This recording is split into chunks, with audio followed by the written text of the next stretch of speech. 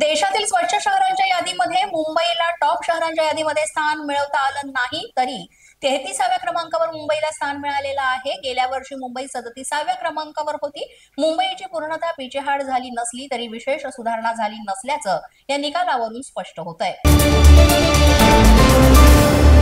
स्वच्छता अभियानामध्ये नवी मुंबई पालिकेनं सुपर स्वच्छ लीग नामांकन मिळवलेलं आहे। 10 लाखांहून जास्त लोकसंख्या असलेल्या शहरामध्ये हा बहुमान मिळवणारं नवी मुंबई राज्यातील एकमेव शहर पालिका आहे। तर मीरा भाईंदर देशातील सर्वात स्वच्छ शहर।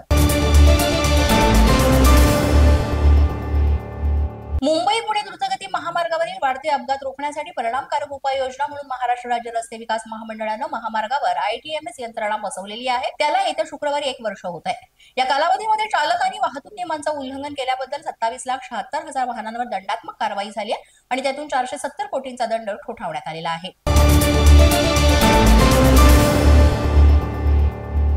इयत्ता 11वीच्या प्रवेशाच्या दुसऱ्या नियमित फेरीमध्ये राज्यातील एकूण 2,51,804 विद्यार्थ्यांना प्रवेशासाठी महाविद्यालय मिळालेली आहे। त्या फेरीमध्ये पुणे विभागातील जवळपास 43,702 विद्यार्थ्यांची प्रवेशासाठी निवड झाली आहे।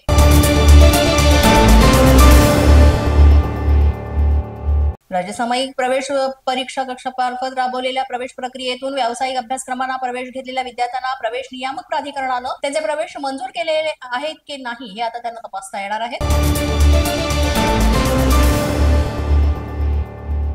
इंग्लंडमध्ये सरकार कुणाचं आणायचं हे नुकतंच वयात आलेली तरुण मंडळी ठरवतील असा निर्णय तिथल्या सरकारनं घेतलेला आहे। इंग्लंड सरकारनं मतदानाचं किमान वय 18 वरून 16 वर्षांवर आणायचं ठरवलेलं आहे।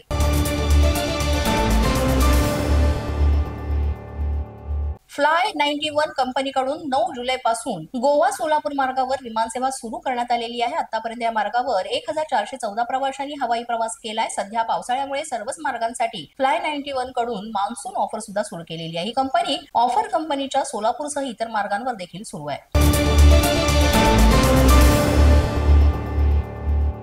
निवडणुकीच्या कामांना पाठवू नका, तसंच शासनाच्या निर्णयानुसार शिक्षकांना फक्त अध्यापनाचं काम द्या, या मागण्यांसाठी शिक्षकांनी पालिकेबाहेर तसंच पालिका शाळांबाहेर ठिय्या आंदोलन केलं।